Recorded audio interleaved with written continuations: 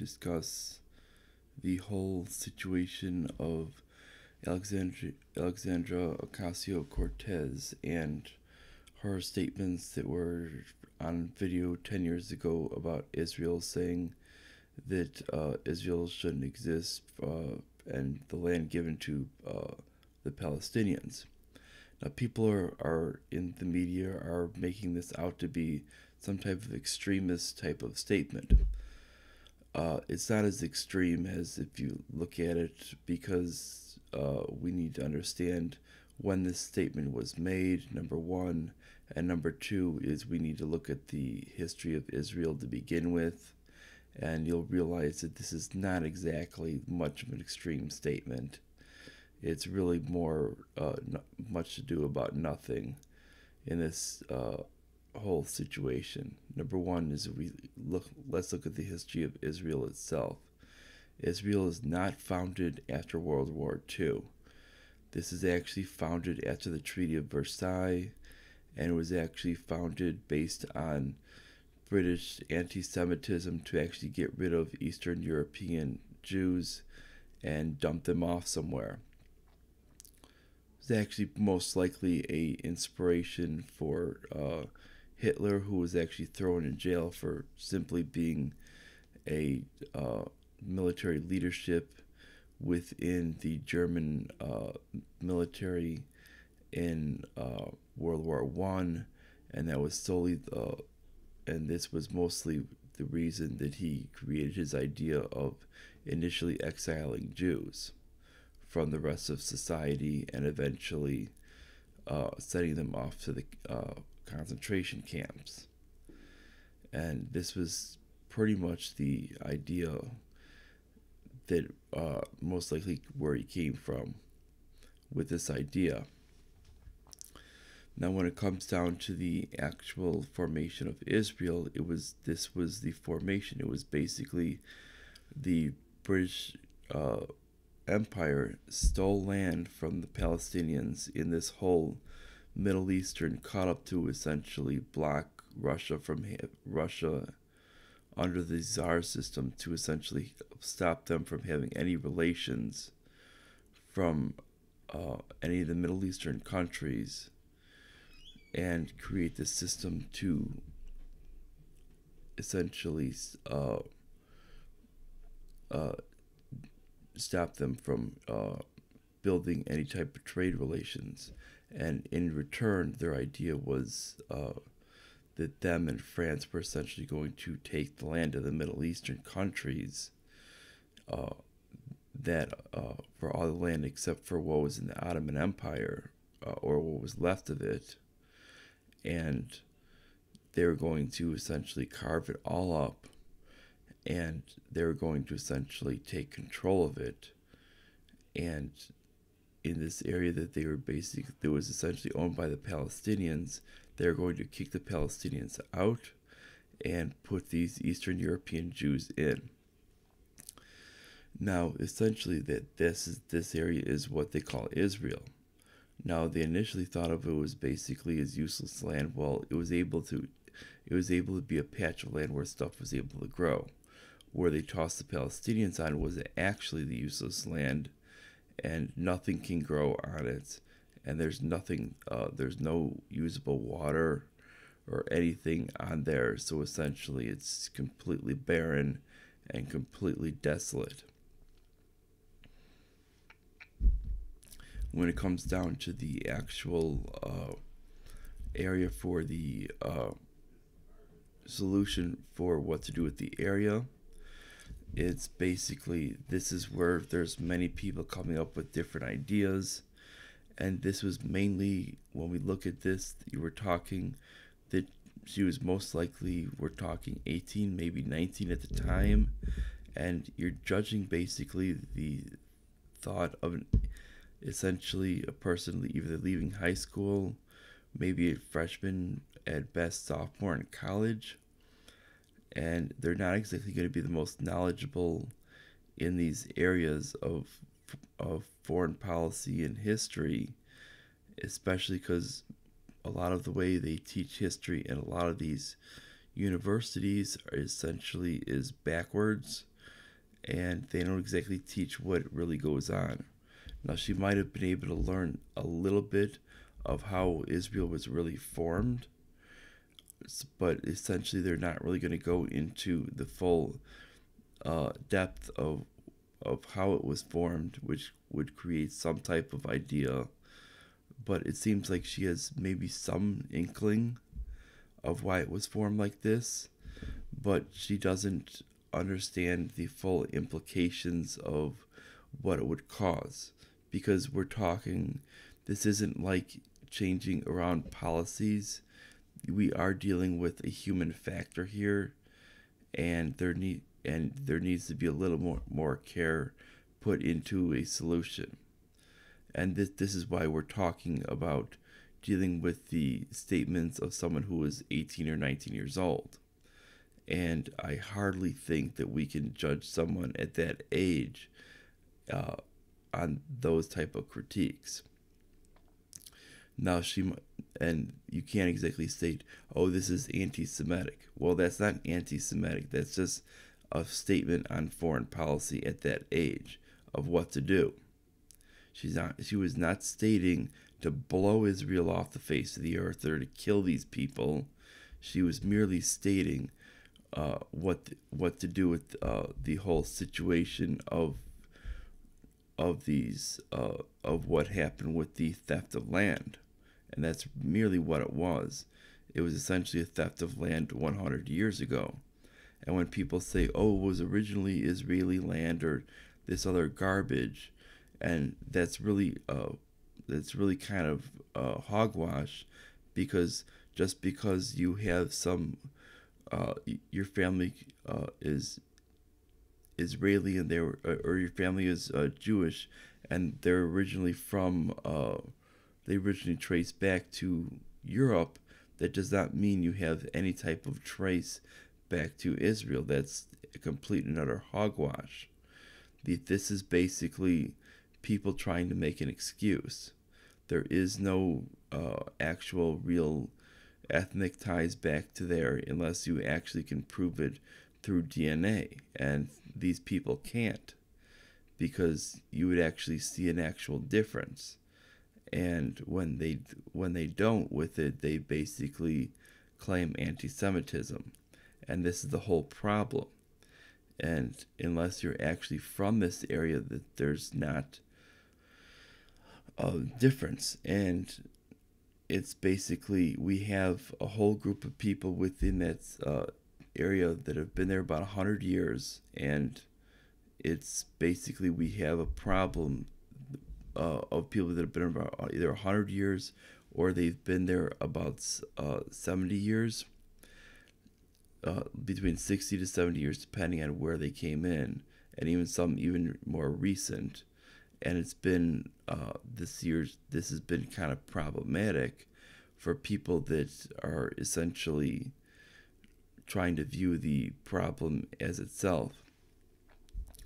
Now, we can't view them as them essentially rejecting the whole situation of the Nazi Germany. We cannot say that they rejected the whole idea of Nazi Germany, because immediately after Nazi Germany, and even before then with it, they've always adapted toward a socialist government.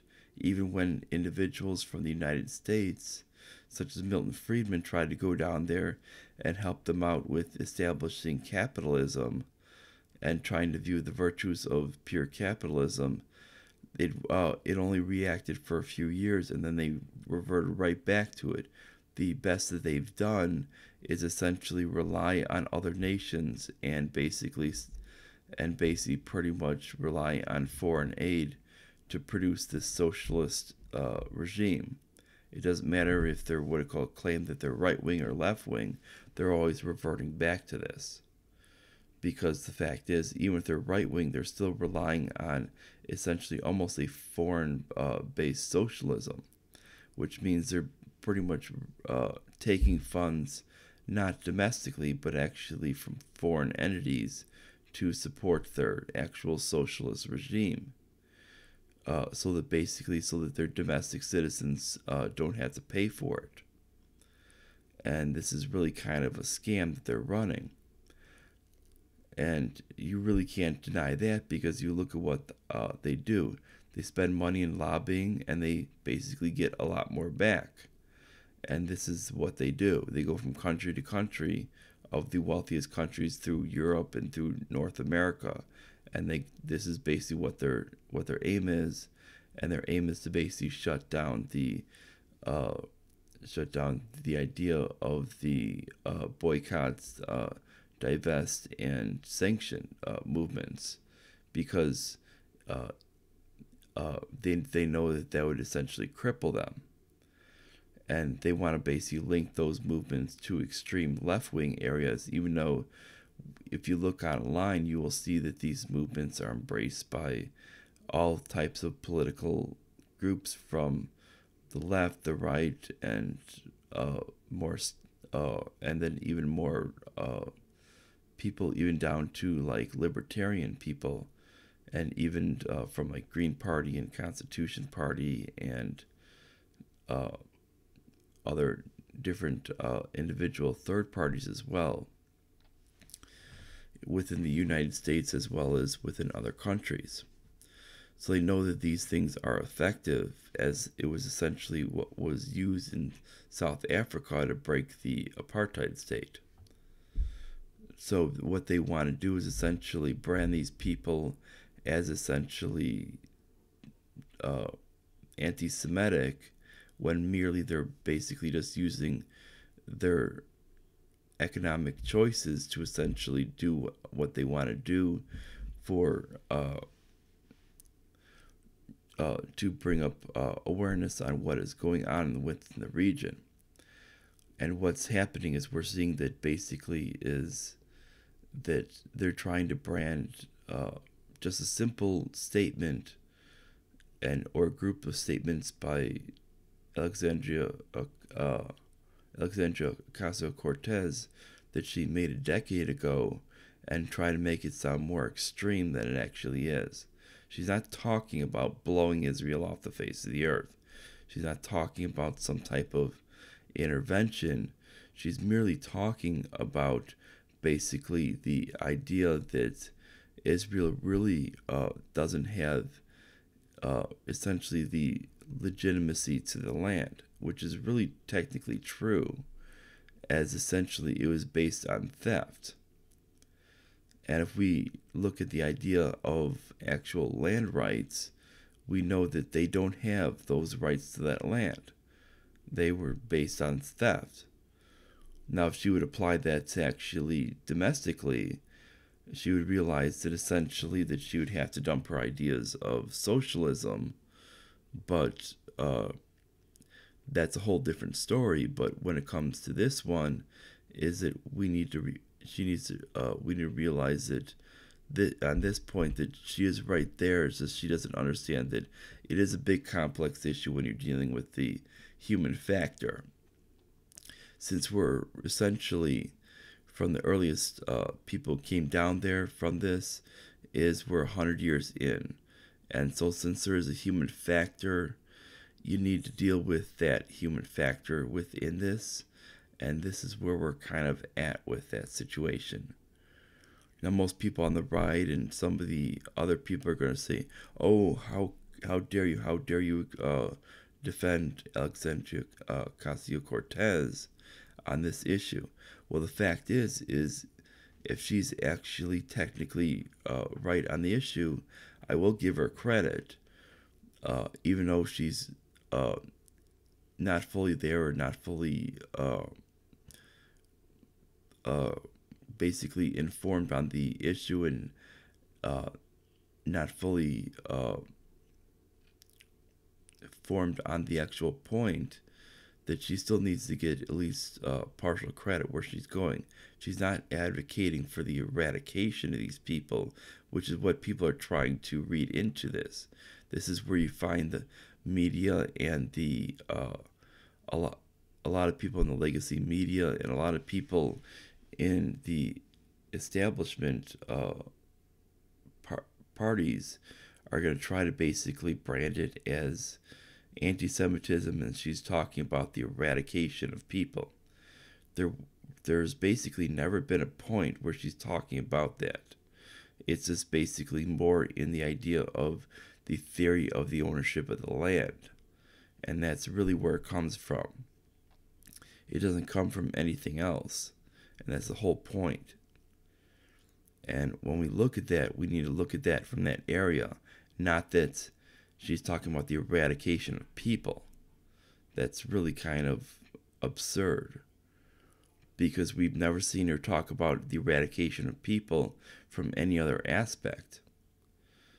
I mean, if she were with it, I mean, she would have easily jumped on this whole idea of basically the Antifa fight, what do you call it, beat up people in the streets, and that whole movement with that. And we've never seen her be linked with anything with that. And that's really something that I think that she would have easily been with, that if she were really wanting to advocate for the elimination of any people from any country. Or she would at least be linked with some of these interventionists immediately when it came to Congress and supporting any type of war immediately. I think she would have been one of the biggest vocal proponents to invading different regions, and she has not really shown any type of vocal statements on this. She's actually been quite quiet when it comes to the actual point of intervention for war, which has actually been something that you would normally expect out of a socialist, because of their actual historical nature. And when we see this, you're basically what they're trying to do is they're trying to essentially read more into it than what's there. And this is one thing I think the media really does a lot in the modern times, is try to read more than what's directly there. And you need to just take what's directly in front of you and read it at face value. And I think that's what needs to be done. Not try to say, oh, we think this is what it really means. Well, no, you need to take directly at face value and don't read into it. Don't read what you want to think is there. Just take it at face value and go with it. And if it's not something that's going to be a big story, then just don't run with it, because that's the way things need to go. Now, if you like this, like, subscribe, click the bell, please share it. Take a look at my other videos. Feel free to comment on any of these videos. You know, this is probably going to be a little bit more of something that's going to anger people on the right side, because they're going to say, how dare you not defend Israel? But the fact is I'm not going to defend a place that does not uphold the ideas of liberty. And that's frankly it. I'm not going to stand with places that really are not pro liberty at all. And if it doesn't matter if they proclaim themselves as an ally needs to actually be a place that represents something that they're going to back the U.S., not just basically get the U.S. caught into wars and make the U.S. pay for everything they want. That's not exactly what I would call an ally. Now, if you like, now please, as I said, like, subscribe, click the bell, comment, share on social media to friends and everyone publicly, and I'll see you next time. Bye.